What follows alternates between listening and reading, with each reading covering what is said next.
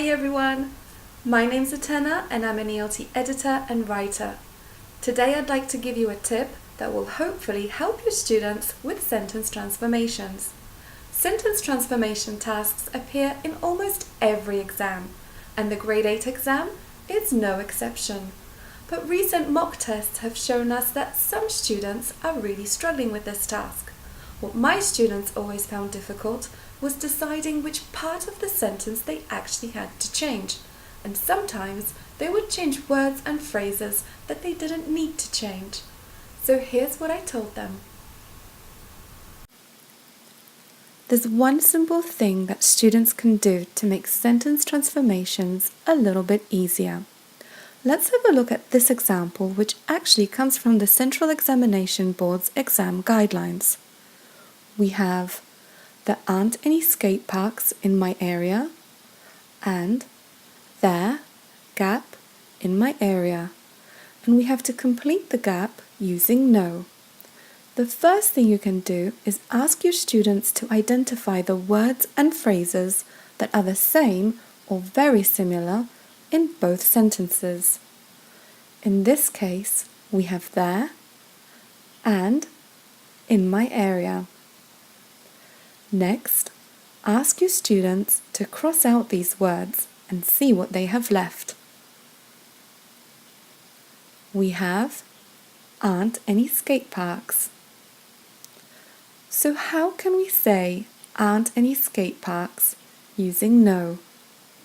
Well, of course, are no skate parks. Please always remind your students to read both sentences again to check if they sound correct and make sense. There aren't any skate parks in my area. There are no skate parks in my area.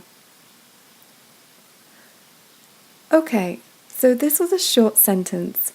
Let's have a look at something longer. It's forbidden to use phones during the lesson. You, gap, your phone during the lesson. And we have to complete the gap using not. So just like before, let's identify the elements that are the same in both sentences. In our case, it's during the lesson.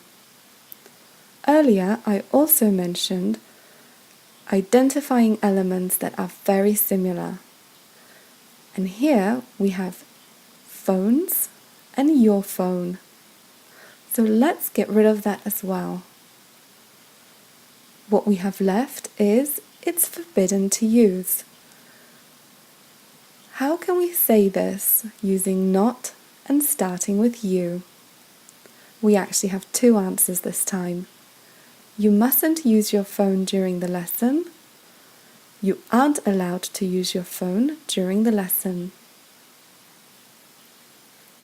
Now, one thing to remember is that this isn't a fail-proof method, and your students still need to know their grammar, structures, vocabulary, fixed phrases.